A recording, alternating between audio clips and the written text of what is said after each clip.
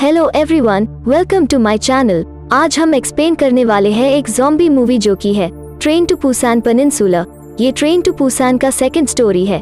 आपने अभी तक ट्रेन टू पुसान देखी है या नहीं, कमेंट करके बताओ। तो अभी बढ़ते हैं हमारी आज की कहानी की तरफ। तो मूवी शुरू होते ही हम देखते हैं कि कोरियन पेनिनसुला में ये ज़ॉम्बी वायरस पूरी तरह से फैल गया था। और उसी वक्त हम कैप्टन जॉन सीओ को देखते हैं जो अपनी फैमिली को एक शिप पर ले जा रहा था और वो शिप उन्हें कोरिया से बाहर ले जाने वाली थी। रास्ते में उन्हें एक आदमी मिलता है जो उनसे मदद मांग रहा था। उसके साथ उसकी वाइफ और 2 बेटियां भी थी। आदमी के बॉडी पर बहुत सारा खून लगा हुआ था। तब वो सोचता है कि उस आदमी को भी ज़ॉम्बियों ने काट लिया होगा और यही सोचकर वो उन्हें लेकर आगे बढ़ने लगता है। और उसकी वाइफ कहती है कि तुम कम से कम मेरी एक बेटी को ले जाओ, बट जियोन सीओ उसे इग्नोर करके आगे बढ़ जाता है। वो शिप पर पहुंच जाते हैं और शिप कोरिया से निकल जाती है। इस शिप को जापान ले जाना था। तभी जॉन को पता चलता है कि शिप को जापान की वजह हांगकांग लेकर जाया जा रहा है और वो कैप्टन से बात करने जाता है और उसके जाते ही एक इन्फेक्टेड ज़ॉम्बी में कन्वर्ट होने लगता है। पूरे शिप में हलचल मच जाती है। जॉन का ब्रदर जो सप्लाई के लाइन में खड़ा होता है उसे भी ये सब पता चल जाता है। जब जॉन को ये सब पता चलता है तो वो सीधा केबिन की तरफ भागने लगता है क्योंकि उसकी सिस्टर और उसका नेफ्यू भी उसी केबिन में होता है। जॉन जब केबिन की तरफ जाता है तो वो ज़ॉम्बी उसी केबिन के बाहर मिलता है और जॉन उसको शूट कर देता है। और इसके बाद वो केबिन में जाता है और देखता है कि वहाँ के सब लोग इन्फेक्टेड हो चुके हैं और उन इन्फेक्टेड लोगों में उसका नेफ्यू भी था और उसकी सिस्टर अपने बेटे को पकड़कर बैठी हुई थी। लेकिन वो इन्फेक्टेड लोग किसी भी वक्त ज़ॉम्बी में बदल सकते थे और यही सोचकर जॉन अपनी सिस्टर को वहाँ से ले जाने लगता है, बट वो अपने बेटे को छोड़कर नहीं जाना चाहती थी। उतनी देर में वो सारे इन्फेक्टेड लोग ज़ॉम्बी बन जाते हैं और जॉन उन सबको मारने की कोशिश करता है। और तभी वो देखता है कि उसका इन्फेक्टेड नेफ्यू उसकी मॉम को काट रहा होता है, बट इसके बावजूद वो कुछ नहीं कर सकता था। तभी वहाँ पर चुलमीन भी आ जाता है। जॉन उस केबिन का दरवाजा बंद करके उसे बाहर ही रोक लेता है। केबिन के सारे ज़ॉम्बी उसकी सिस्टर को खा रहे थे और वो अपने आंखों से ये सब देख रहा था। अब हमें पता चलता है कि ये जो कुछ भी हुआ था 4 साल पहले हुआ था। उस शिप पर इन्फेक्टेड लोग थे और वो लास्ट शिप थी जो हांगकांग गई थी। फिर हमें 4 साल बाद का टाइम दिखाया जाता है। वहाँ पर हमें जॉन और चुलमीन दिखाए जाते हैं जो अब हांगकांग में ही रह रहे थे। हांगकांग के लोकल लोग उन लोगों को पसंद नहीं करते थे। एक दिन कुछ गैंग मेंबर उनके पास आते हैं और उन्हें बॉस के पास लेकर जाते हैं। उनका बॉस उन्हें एक जॉब ऑफर करता है। उन्हें 4 लोगों की एक टीम बनाकर दोबारा से कोरियन पेनिनसुला में जाना था जो अभी भी क्वारंटीन है और अभी भी ज़ॉम्बियों से भरा होता है। उनका टारगेट ये था कि उन्हें वहाँ से एक फूड ट्रक बाहर निकालना था जिसमें तकरीबन $20 मिलियन भरे हुए थे और शर्त ये रखी थी कि काम पूरा होने के बाद मेंबर को $2.5 मिलियन मिलने वाले थे। और वो उन्हें ज़ॉम्बीज से बचने की इंस्ट्रक्शंस भी बताता है। ज़ॉम्बीज को रात में नजर नहीं आता और वो ज़ॉम्बी आवाज का सहारा लेते हैं और वो रात में ही काम अच्छे से कर सकते हैं। उन्हें 2 सैटेलाइट फोन देकर अब उन्हें शिप के थ्रू बताई गई लोकेशन पर पहुंचा दिया जाता है। जब वो अपना मिशन कंप्लीट कर ले तो वापसी पर इस फोन का इस्तेमाल कर सके वो उस जगह पर पहुंच जाते हैं जहां पर ये ट्रक खड़ा हुआ था। जॉन उसे चेक करता है। तब उसे पता चलता है कि वो ट्रक वो नहीं है जिसे वो ढूंढ रहे थे। जब वो ट्रक चेक करके आ रहा होता है तब वो देखता है कि एक बिल्डिंग जो गिरी हुई थी और उसमें ज़ॉम्बी भरे हुए होते हैं, वो बिल्डिंग भी ग्लास की थी तो उसका कोई भरोसा नहीं था। जॉन जल्दी से गाड़ी में जाकर बैठता है। अब उन्हें एक और ट्रक नजर आता है। इस बार जॉन अकेला नहीं जाता, उसके साथ चुलमीन और एक पार्टनर भी आता है। वो अकेले नहीं थे, कोई और था जो उन लोगों पर नजर रखे था। ट्रक को खोलकर देखते हैं कि वो पूरा पैसों से भरा हुआ था। अब ट्रक को ढूंढने का मिशन कंप्लीट हो जाता है। अब वहाँ से निकलने का टाइम आ गया था। अब वो देखते हैं कि ट्रक का ड्राइवर भी ज़ॉम्बी बन गया है। उन्हें लग रहा था कि वो मर गया है, बट ये सोच उनकी गलत थी। जैसे ही चुलमीन ट्रक के अंदर जाने लगता है वो उसको काटने की कोशिश करता है। तब वहाँ ट्रक का हॉर्न प्रेस हो जाता है और वो आवाज पूरे एरिया में सुनाई देती है। ये आवाज सुनकर ये ज़ॉम्बी अलर्ट हो जाते हैं और उनकी ओर आने लगते हैं और ये कोरिया के अल्ट्रा फास्ट ज़ॉम्बी थे। जॉन उस ट्रक ड्राइवर को शूट कर देता है और उनका एक साथी उस ट्रक को स्टॉप कर देता है और इसी दौरान जॉन बाकी ज़ॉम्बीज को मारने लगता है। वो काफी तादाद में थे। चुलमीन कार में बैठ जाता है और जॉन भी ट्रक में बैठ जाता है, बट इतनी डिफिकल्टीज होने के बावजूद वो ट्रक को निकालने में कामयाब हो जाते हैं। और अब बारी थी सैटेलाइट फोन को यूज करने की। इससे पहले कोई उनके सामने बहुत सारे फायर फेंक देता है और ये उनके लिए ट्रैप था और बहुत सारे ज़ॉम्बी आग देखकर वहां आने लगते हैं। वो ज़ॉम्बीज को देखकर कार भगाने लगती है। तभी उसकी कार क्रैश हो जाती है और उनका ट्रक भी उससे टकरा जाता है और जॉन सीधा ट्रक से बाहर जाकर गिरता है। वो देखता है कि उसके तीनों साथी मर गए हैं, बट ऐसा नहीं था। चुलमीन ट्रक के पीछे घुस गया था और ट्रक ड्राइवर भी जिंदा था। लेकिन जॉन के पास इतना टाइम नहीं था कि वो उन्हें चेक करे। ज़ॉम्बीज़ ने उनको चारों तरफ से घेर लिया था। उनसे मुकाबला करके एक वक्त ऐसा आता है कि वो हार मान लेता है। तब एक कार आकर उसकी हेल्प करती है और उस कार को एक लड़की जियोन ड्राइव कर रही थी। उस कार में उसकी छोटी बहन भी बैठी हुई थी। वो जॉन को गाड़ी में बिठाते हैं और ज़ॉम्बीज़ चारों तरफ फैले हुए थे, बट बड़ी मुश्किल से जियोन वहाँ से कार निकालती है और वो उस कार को ब्रिज के नीचे पार्क करती है, क्योंकि आगे बहुत सारे ज़ॉम्बियों का झुंड था। अब यहाँ जियोन की छोटी सिस्टर योजिन अपनी समझदारी दिखाती है। वो अपनी रिमोट कंट्रोल कार निकालती है। उसने उसमें काफी ज्यादा हैवी टेक्नोलॉजी लगाई हुई थी। उससे वो ज़ॉम्बीज़ का ध्यान भटकाती है और वो लोग वहाँ से सही सलामत निकल जाते हैं। फिर वो अपने घर पहुँच जाते हैं, जहाँ पर उनकी मदर और फादर थे, और ये दोनों हस्बैंड और वाइफ वही थे जिन्हें 4 साल पहले जॉन इग्नोर करके चला गया था। और उसके हाथ में जो छोटी बच्ची थी वो योजिन थी, जिसकी जान बचाने से जॉन ने इनकार किया था। आज उन्हीं ने उसकी जान बचाई। दूसरी तरफ उनकी ट्रैक के पास एक पूरा गैंग पहुंच जाता है।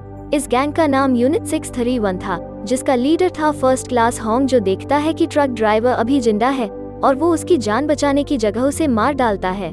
और वहाँ हमें पता चलता है कि ये लोग किसी ज़ॉम्बी से कम नहीं है और ये वही गैंग था जिन्होंने उनके सामने फायर फेंकी थी।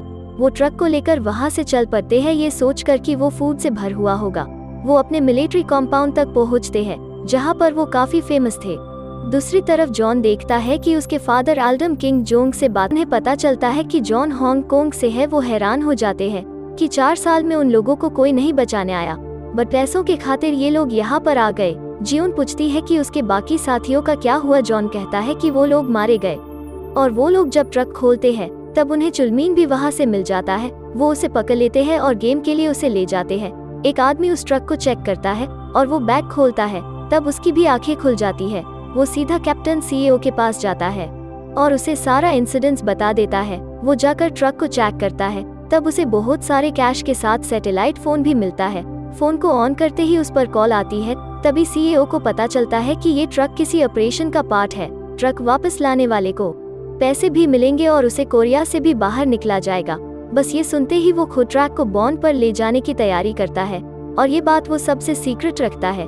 दूसरी तरफ चुलमीन को बाकी स्लाइव से साथ रखा जाता है और उन्हें देखने के लिए बहुत सारे लोग जमा हुए होते हैं। ये एक गेम शो था जहां पर ज़ॉम्बीज़ और इंसानों को एक दूसरे के आमने सामने आना था। सारे लोग ये देखने के लिए काफी एक्साइटेड थे। पहला राउंड कम लोग ही सरवाइव कर पाते हैं। वहाँ जॉन और वो लोग डिसाइड करते हैं वो लोग मिलिट्री कॉम्पाउंड में जरूर जाएंगे और वो ट्रैक में से सैटेलाइट फोन लेने जाएंगे और उसकी मदद से वो पेनिनसुला से बाहर निकल जाएंगे। दूसरी तरफ कैप्टन सीओ और उसका एक साथी भी बगैर किसी की नजर में आए वहां से निकलने की तैयारी कर रहे थे। रात हो जाती है और वो सब लोग कार में बैठकर वहां से निकल जाते हैं, बट वो लोग मिलिट्री कॉम्पाउंड में नहीं पहुंचते और जियोन की मदर कार को पहले ही रोक देती है। अब मिंजो और जॉन ही ट्रक को चेक करने जाते हैं और उन्हें वो फोन मिल जाता है, लेकिन वो फोन टूटा हुआ होता है। और उतनी ही देर में कैप्टन सीओ का साथी प्राइवेट क्यूवी वहां पर आता है और उस पे गन पॉइंट कर देता है और सब कुछ बता देता है कि वो और कैप्टन सीओ वहां से निकलना चाहते हैं। सीओ को पूरे ऑपरेशन के बारे में एक सैटेलाइट फोन से पता चलता है कि वो उसके पास ही है। ये सुनते ही जॉन को पता चल जाता है कि वो चुलमीन का है और इतने ही देर में वो ये भी बता देता है कि हमें ट्रक से एक आदमी भी मिला है जो अब उस क्रेजी गेम का हिस्सा है। ये सुनते ही जॉन उसे बचाने के लिए भाग जाता है और उतनी ही देर में कैप्टन सीओ भी वहां पर आ जाता है। वो बात करने में ज्यादा इंटरेस्टेड नहीं था और वो फायरिंग करने लगता है और मिंजो गाड़ी रिवर्स करके उसे ठोक देती है और उसके पॉकेट से फोन निकाल लेती है। लेकिन अब गोलियों की आवाज सुनकर सारे ज़ॉम्बीज़ उसके तरफ आने लगते हैं। बिल्कुल ठीक वक्त पर जॉन उस शो गेम पहुंच जाता है और जुलमिन को बचा लेता है। वो लोग ज़ॉम्बीज़ और गैंग मेंबर से बचकर बाहर निकल जाते हैं। अब एक ज़ोंबी जॉन को पकड़ लेता है और अब चुलमीन के पास 2 ऑप्शंस थे, या तो वो बचकर भाग सकता है या ज़ॉम्बी को शूट करके जॉन को बचा सकता है। वो गन उठाकर ज़ोंबी को शूट करके जॉन को बचा लेता है। अब उस गैंग का लीडर चुलमीन को पीछे से गोली मार देता है। ये सब देखकर जॉन शॉक होता है और उसे कुछ भी समझ नहीं आता है और उसकी तो सारी फैमिली ही खत्म हो चुकी है। और तभी वो गैंग लीडर उसे मारने वाला था। तभी वहां से मिंजो ट्रक लेके आती है और वो जॉन को ट्रक में बैठने के लिए कहती है और ट्रक निकलती है और ट्रक के आजू बाजू ज़ॉम्बीज़ अटैक कर रहे थे और उनका शीशा टूटा हुआ था और ज़ॉम्बीज अंदर आने का ट्राई कर रहे थे। तभी उसे एक लाइट दिखाई देता है। वो कोई और नहीं जियोन थी जो अपने कार की लाइट से ज़ॉम्बियों पर मारने की कोशिश कर रही थी।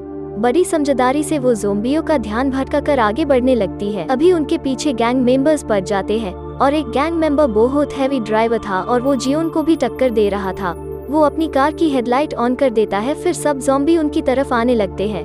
तभी उनका ट्रक बाहर निकल जाता है, बाकी गाड़ी ठुक कर उस पर ज़ॉम्बी अटैक कर देते हैं और जियोन वहां से निकल चुकी थी और उनको शिप उनके सामने दिखने लगती है और अचानक से उनको एक कार आके उनकी कार को टक्कर मार देती है। और मिंजम देखती है तो वो बहुत शॉक हो जाती है क्योंकि उसमें उसकी पूरी फैमिली थी। कार को टक्कर मारने वाला और कोई नहीं कैप्टन सीओ था और वो जॉन पर गन तान देता है और उनके सभी हथियार नीचे रखवा देता है। और वो इतना पागल था, वो जॉन को कभी भी मार सकता था। तभी योजिन अपनी होशियारी का प्रदर्शन करती है। वो अपनी रिमोट कंट्रोल कार को चलाकर कैप्टन सीओ का ध्यान भटका देती है। तब जॉन छूट जाता है। वो योजिन पर गोली चलाने ही वाला था। तब सामने से एक आदमी आ जाता है जो कि उसी गैंग का था। मिंजम अपनी गन उठाती है, तभी कैप्टन सीओ उसके पैर पर गोली मार देता है और ट्रक लेकर वहां से भाग जाता है और वहां से जाने का टिकट उसके पास अवेलेबल था। एक बार फिर से वो लोग पेनिनसुला में फंस जाते हैं। वो ट्रक लेकर शिप में पहुंच जाता है। तब वो लोग चेक करते हैं कि ट्रक में कैश है या नहीं। अपने ट्रक को सही सलामत पहुंचाने के बाद भी उसे शूट कर देता है। फिर भी वो ट्रक को रिवर्स करके बाहर निकलता है और सभी ज़ॉम्बीज ट्रक के अंदर आने लगते हैं और वो अपने साथ सब लोगों को लेकर मरता है। ये सब योजिन और जॉन देख रहे थे और योजिन को बचाने वाला आदमी कोई और नहीं उसके फादर थे जो धीरे धीरे मर रहे थे। उसके फादर के मरते ही एक मिलिट्री हेलीकॉप्टर वहां आ जाता है। तब मिंजो भाग नहीं सकती थी। तब जॉन उससे प्रॉमिस करता है कि वो उसकी 2 बेटियों की जान बचाएगा। तब वो उसकी बेटियों को लेकर जाता है और मिंजो ज़ॉम्बी का मुकाबला करने लगती है। तब वो ट्रक में बैठकर हॉर्न प्रेस कर देती है जिससे सारे ज़ॉम्बी वहां आ जाते हैं। तब जियोन देखती है कि उन्हें बचाने आई ऑफिसर और कोई नहीं वही थी जिसका जिक्र उसके फादर करते थे। तब वो कहती है कि हम उन सबको बचाएंगे, बट ऑफिसर मना कर देती है। तब जॉन गून लेकर मिंजो को बचाने के लिए जाता है। तभी मिंजो खुद को शूट कर रही थी। अब जॉन ज़ॉम्बियों को मारने लगता है। मिंजो भी खिड़की तोड़कर बाहर निकल जाती है और वो लोग बच जाते हैं और मूवी यहाँ पर एंड हो जाती है। फ्रेंड्स, मैं कल आपके लिए भूल भुलैया 2 मूवी लेकर आने वाली हूँ, तो सब्सक्राइब करके नोटिफिकेशन बेल ऑल पे सेट कर लेना। तो मिलते हैं भूल भुलैया 2 में। Thank you.